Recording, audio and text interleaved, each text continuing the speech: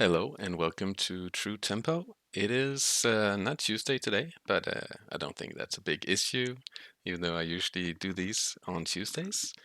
Today I'm gonna be analyzing Izzet and Dimir tempo in the metagame, their role and what's going on basically, and how we should approach the metagame if we want to win as many games as possible. So that's even though I always think that it's important to have fun as well. I always also enjoy winning, so I try to find the best mix of the two. And last week I played Izzet, but as I said before starting the league, if I had an important a big like paper tournament I really wanted to win, I would probably play Dimir Tempo with Temio. But as it stands, well, we've had a tendency, which is becoming more and more strong. It seems that Izzet is the preferred choice. It's this is the Goldfish 7-day view that I made a picture of, a screenshot, and this is as it's been, but it seems more and more fixed for the last couple of weeks at least. That instead of Dimir being the most played deck, this was like between 13 and 18% for a long time, and now we have Izzet and Tron and Sneak and Show, the three decks at around 10%. And yeah, that changes a lot. Also of note, Fast Reanimator has a big share. I think it's pretty astounding that it's as big as Dimir Tempo, but that's something to pay heed of. And then, well, Doomsday and Lance are especially worth noting. And then we have a bunch of other decks. We should also pay attention to energy being distributed in two. This is like 1.6, so that's like a 4% deck. So we can think of it as a 4% deck right after Lance. So with this setup of seeing Izzet and Tron, Sneak Show as the most played decks, I think it makes sense that like Hydroblast and Pyroblast are good against these two decks. And so Dimir Tempo, well, that's basically the primary point that I want to get at, is that Dimir Tempo should be preying on Izzet and should be able to beat these decks, right? Basically, I want to try and answer the question as to why are so few people playing Dimir. I think we can try and look at this matchup spread from what's the name, MTGO up Metamage. Let me get that. I'm gonna link it, but it's a kind of bot that makes these data sheets for all the formats every month, and it's very cool. I'll link it below. But as we see here, Izzet is not winning a lot. Dimir, same thing. Death and Taxes, the secret best deck of the format, alongside Lance. I mean, I think it's not always you definitely can't always say that that's the case, but in the course of Legacy history, I think there's been many points in time where these decks were secretly the strongest choices. But yeah, why are people not winning with Dimir? And so it looks like, of course, these numbers are not very high, so they're not completely like, we shouldn't view this as a fact or anything, just as an indication. But it looks like a bunch of Dimir pilots have been losing to Tron, and that's an issue when Tron is the most played deck alongside Izzet. They've been losing to Reanimator, losing heavily to Lance, which is normal, but still it hurts when you have several of the most played decks that are so bad in the matchup spread. the win percentage spread. Losing to kind of affinity versions of affinity, that hurts. And getting crushed by Death and Taxes, also not a surprise. So these are like classic bad matchups for tempo. Beyond Tron, that is a bit weird. Well, I guess it's not that weird because the problem with Dimir, the Tamio build, is that it has a slow clock, and you do need to finish the game pretty fast against Tron. Otherwise, one of their haymakers is going to resolve, and you'll lose the game. So, but how is it doing in these matchups? Well, Izzet is beating Tron. It is losing to Dimir, but it's not that far off 50%. Even though I talk about this matchup. Well, most people talk about it being favorable, but for Dimir tempo, but more favorable than this. I would say 60-40 is a typical evaluation. Izzet is also losing to Reanimator. Maybe this is a good deck. Izzet is losing to Energy. Dimir actually beats Energy, which is interesting. Is that the massacres that make the difference? Or is this just like small numbers making some kind of insecurity? But I think that's a bit surprising. They lose to lands exactly at the same rates. They also lose to the blue artifact deck. Interesting. And they lose to Death and Taxes, but not as much as the Mirror tempo. So it all comes down to, in the end, 50% more or less for both. But the Dimir, my thoughts are that I want to build a Dimir deck when Izzet is high, and I want to build a Dimir deck that does a better job than what this shows.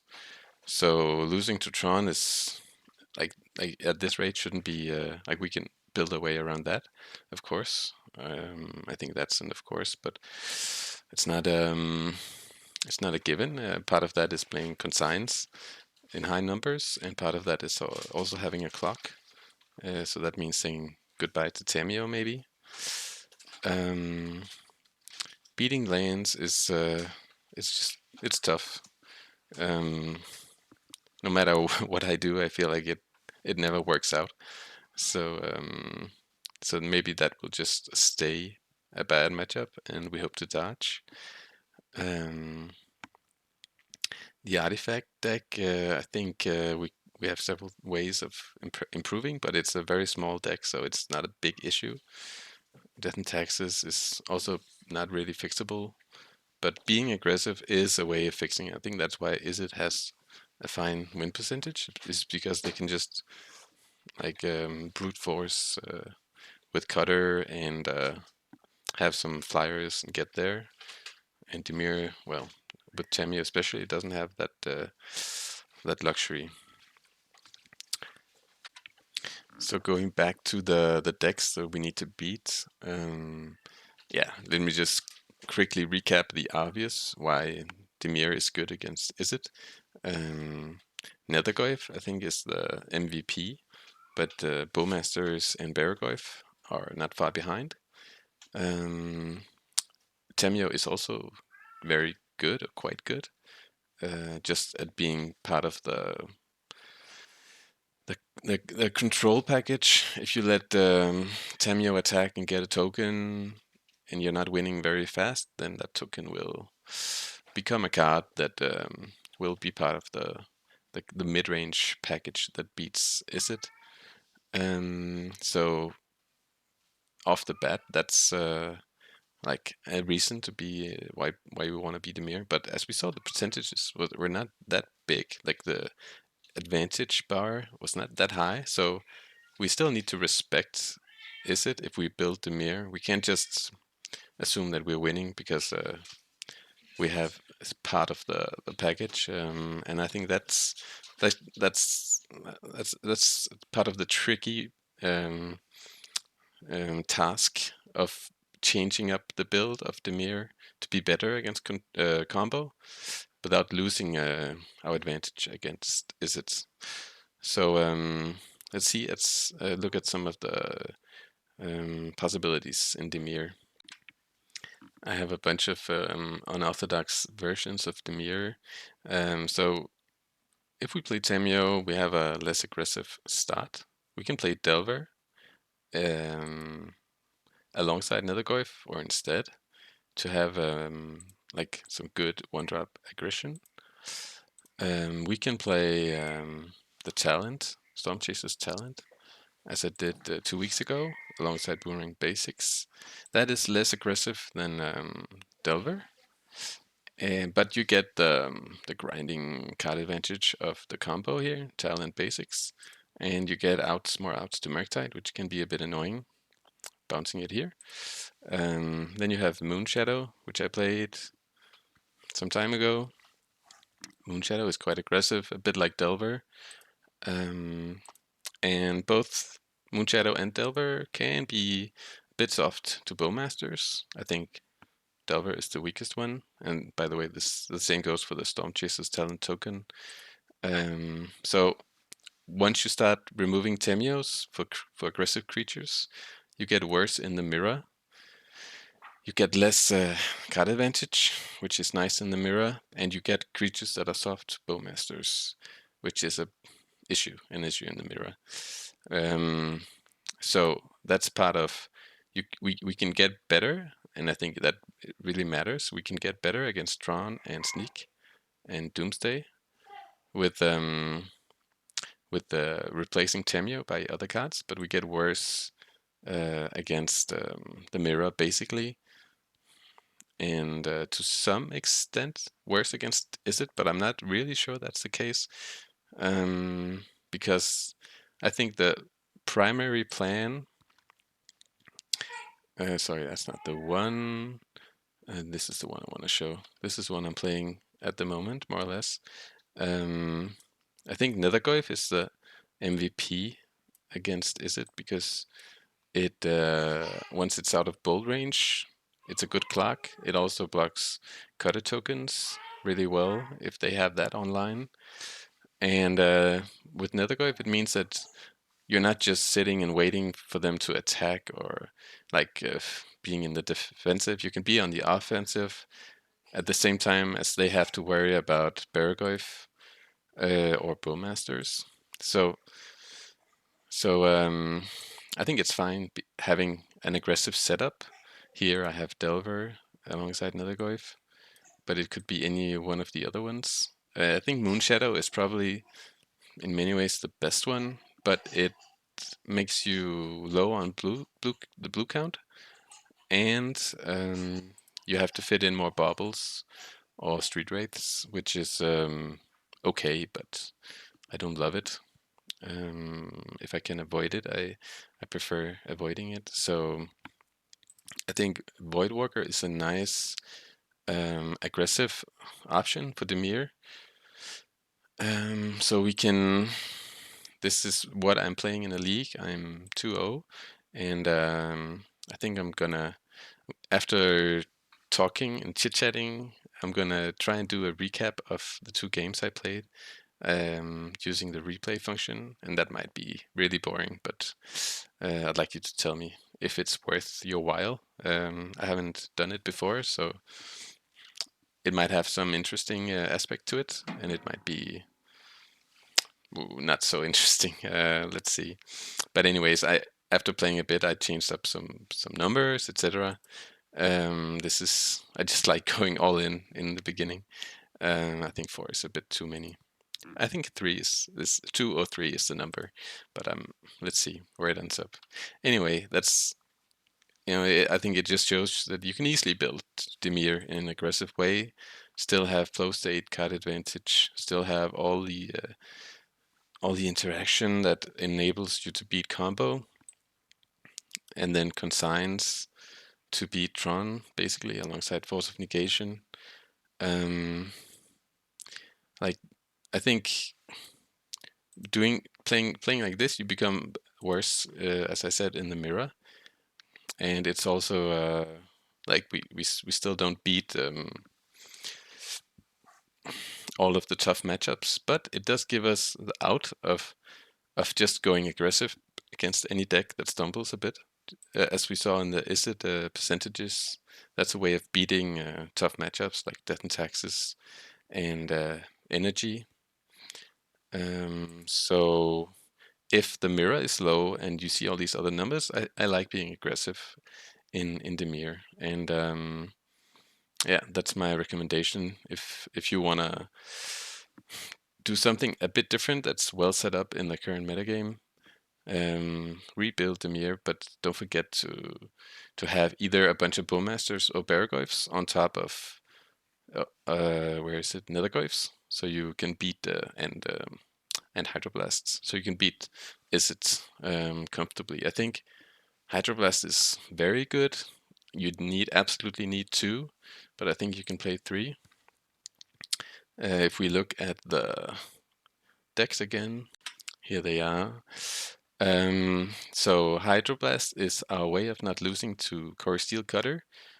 Otherwise, I play Dread of Night or Illness in the ranks to beat the tokens. But I mean, Hydroblast is sweet because even if they don't have Cutter, they probably have Channeler, and you also need it. You absolutely need it against Sneak and Show because they play Squelcher, and you need at least 4, but I'd say 6 answers to Squelcher, and ideally some of those answers are blue and can do other things like counter a sneak attack. So I think because of these high numbers of these decks, Hydroblast is a premium card. You also bought it in against Energy and some other decks, of course. And like I'm showing you this list, but it's really not the final one. Even in there's no final list, but I think yeah, in my tweaks I've done after starting the league, I'm more like going to these numbers and then fitting in 3 Bowmasters here, and then I'm just gonna accept that I have a bad matchup against Energy, and but I'm better against Control and in the mirror, because that's the thing about Bowmasters. If we have these, then playing out a Delver and getting it killed by Bowmaster at least gives us the chance to shoot their their Bowmaster and get the upper hand in that sense. So I mean, I think it's an important part of the mirror. And yeah, it comes in not against combo in this setup. I just want to board out like have 11 creatures, board out Barrowgoyfs, and whatever else is bad, like pushes or Snuff Outs. So I'm playing it for control the mirrors and tempo mirrors, and yeah, and that's it. That gives these cards for Izzet and actually also for Energy. So yeah, I think that's enough talking. Now I'm gonna try and make a replay analysis or whatever we're gonna call it, and let's see if that's interesting. Tell me in the comments if you will. Okay, so I won the die roll, and I thought my opponent might be on a tempo deck, like a Grixis tempo deck was the last thing I saw. So I have a good hand, of course, with threats, Wastelands push. I can bobble, so I can improve my odds of flipping with Delver. I see Force, so I'm flipping. Now I can either play a Voidwalker or Waste, and I draw Daze, so I choose to play my Voidwalker because just removing as many cards early is good, to prevent Murktide or Delirium or Flow State from being enabled. I can protect here, but they had the land, so I guess it was a kind of bait, but I'm unsure. Like, they could have played around Daze and chose not to. I can waste the Bolt mana, and I feel like if I had Voidwalker in play, I'm beating Chandler, Murktide, Flow State. I'm beating, like, slowing them down a lot. So I think that's the priority, and that's it. Very quick. So from what I've seen, I'm thinking, yeah, Grixis tempo, right? Second game, I have removed my Dazes and 3 forces. No, 4 forces. Yeah, forces and Dazes and 1 Thoughtseize. And I'm siding in like Barrowgoyfs and Edicts and stuff like that, as you saw, Hydroblasts. And let's start. They're on the play.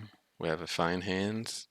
I can lead on Seas, so push. So Nethergoyf comes out of bolt range. I can play basics. But yeah, the Badlands here is a bit weird. And sorry, that was a bit fast, but let me just stop here. Yeah, okay, so this is the hand I saw, and from the Catacombs, Ponder, Bolt, Edict, so they're playing Grixis Control. And this Badlands, I mean,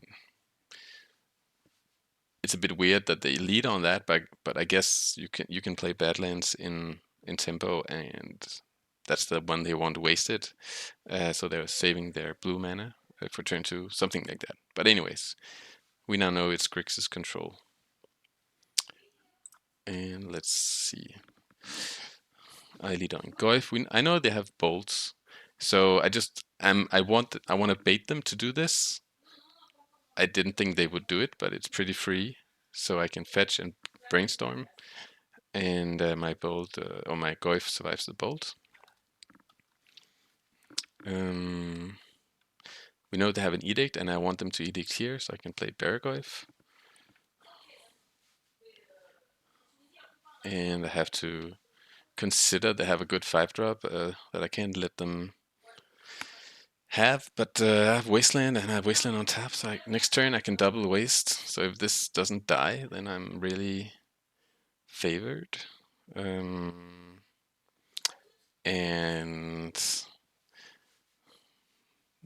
maybe the timing is not ideal here, but basically just wanted to not get surprised in combat. But I guess, what would it be? What would it be? So timing could have been different. They block. I shoot. I shoot because, yeah, I don't know. I could have not shot. I guess I shouldn't have pushed here. Yeah, I think it was a mistake. I shouldn't have pushed. I should have waited because they might play something that actually matters. Okay, but yeah, that was quick and easy. This is it's much faster doing these replays. I don't know if it makes any sense, but here goes nothing.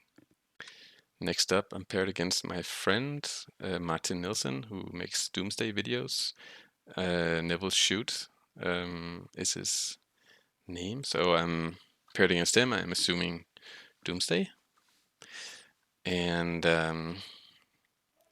let's see if that's the case. I have a good hand, of course.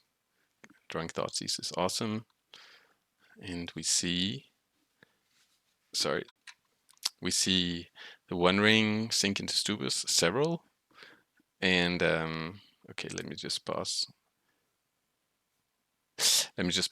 I took a Brainstorm, and because this is interesting, it's going a bit too fast with the replay. So I'm looking at a bunch of lands. Well, it's not just a land, but mostly the One Ring and 2 Brainstorms. But I mean, this looks like a pretty bad and slow hand. And I have like Flow State coming up, a threat, and so on. So I take a Brainstorm, they play a Brainstorm, and I force it. Because then they just have these heavy cards. Like they can play lands slowly, but I feel like I can flow state into a blue card and force the ring at that point. So that's what I'm thinking. Now I can play a threat, have force up, and have flow state at the ready. They force. So I think it's worth protecting my threat, otherwise I'm not doing anything. And as far as I know, the One Ring is not coming out next turn, so I can flow state into like Thoughtseize, Daze, Force, Wasteland, and now they play Basalt Monolith. That's a weird one, right?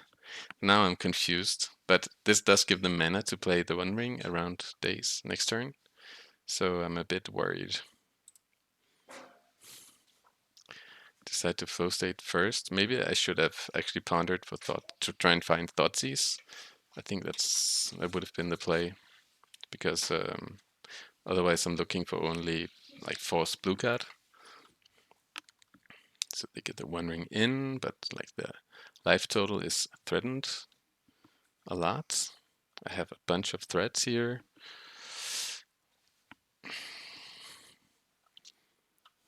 So they need to win basically now, and now what's up, Nakamiba? Nakamiba, so they have a Dread Return package, some kind of, they're winning by the graveyard. That means that my Voidwalkers are really premium. Interesting. And we just have more threats, and they can jump. This will take them to 1, and I think playing that one was probably not, I don't know, yeah, doesn't make any difference. It's probably correct to play it, just to have infinite protection against the graveyard. I play the One Ring, so I can draw like Force of Will or something. Don't find anything special. And they have to do something in their turn. Let's see if they can find what they need. I still don't really know what's in their deck. I think people with a better memory of Magic history would know why this card is here. I found out later when he showed me the list, but at this point I couldn't remember the interaction. But it's Mesmeric Orb that combos, so he can mill his entire deck. So that's the thing. Let's take the second game. Here is my sideboard. I have ported in 2 consigns for the One Ring, and Force of Negations. Cut some pushes. I'm assuming I'm thinking that he's boarding in maybe Barrowgoyf, so I want to keep in some answers since he's on an Underground Sea deck. But I'm really confused as to what's going on, I have to admit. Okay, let's start the game. I have a fine but defensive hand. They mulligan. I'm looking for a threat. Now they take the force. Okay, awesome. So I'm not playing the Goyf because I'm afraid of the One Ring or something else. Maybe that's a mistake, but I feel like the small Goyf can wait, can come out later, and then I have consign up. Like I'm thinking they play Dark Ritual into the One Ring. That's kind of what I was afraid of. But I guess Dark Ritual is not in their deck, but I wasn't aware of that at this point. And here comes Show and Tell. Huh. I have to brainstorm, hope to find something. I don't. Well, I find the land, and then I can consign some trigger, but it's Emrakul, so I just lose. So now, okay, I don't know if we know more. We now know they have some weird artifacts and Show and Tell in the deck. So for game 3, I remove 1 consign, I kept in one. I removed all the pushes and I bought it in my edicts, so I can have an out to still Barrowgoyf, but also Emrakul. And I bought it in Wasteland because it looks like Wasteland is decent against him. Because I had removed one. I can't remember the perfect details of how I sideboarded, but it was more or less. Whoops. Let's just see what was revealed here. So I saw an interesting one with one land, bunch of cantrips, the combo only missing show and tell, and a MDFC land. So I took the MDFC, so he has just one land and cantrips, hoping that I can buy time like that. And Wasteland might be good in that regard as well. Play. So he's gonna ponder. And now I just want to play a Voidwalker, hoping he doesn't find Ancient Tomb Show and Tell. No, I'm gonna. Okay, I changed my mind. Let me just talk about that. So I could have played Voidwalker, but did I draw the Nethergoyf? I think so. Yeah, I drew the Nethergoyf. That's it. Otherwise, I would have played the Voidwalker. But when I draw they're both like just a beater. So by brainstorming, I can do exactly what happened, improve my hand, and still get a beater. And yeah, so that's better. So now I have good protection, and okay, now I don't have good protection. They have used 2 ponders. I dazed this one because I don't want them to find lands and show and tell. Like they really need stuff. So I just wanna like set them back, and Daze, if they find a Ancient Tomb here, Daze doesn't do anything anyways. So that's not guaranteed. So they don't have a lot of blue, so they can't like double spell blue. And drawing Thoughtseize is clutch. They have Brainstorm. Oh, let me just stop. They had Brainstorm, Emrakul, Omniscience, and that means that next turn they can Brainstorm, but they probably won't be able to. And they have a city. They won't be able to play a show and tell, probably. Like unless they have a Lotus Petal in the mix or something. So basically, they're not winning now. And if I can flip, I'm beating them. And abrupt cut. I won that game. I had to cut. There was my baby boy. He fell. It was. Anyways, there was a small emergency, so I just had to cut in just before the last second. But I flipped, and he conceded and showed me his list afterwards. I just want to round off the video saying, well, I just showed you a couple of matches where I won, but I just came off a awful losing streak because well, sometimes you lose even if you play well. But I've been playing really, really poorly for this last week, like lazily and impatiently. Yeah, just not having my mind right. So before that league, I tried to, okay, if I'm gonna play, I should be ready and at peace with playing good Magic, and if not, then I shouldn't load up a league. That doesn't mean that I'm gonna win every game, of course, but it certainly helps the win percentage. Not throwing away easy games because of laziness or not listening to like hunches I have because I wanted to go fast or something. That's just the recipe for losing.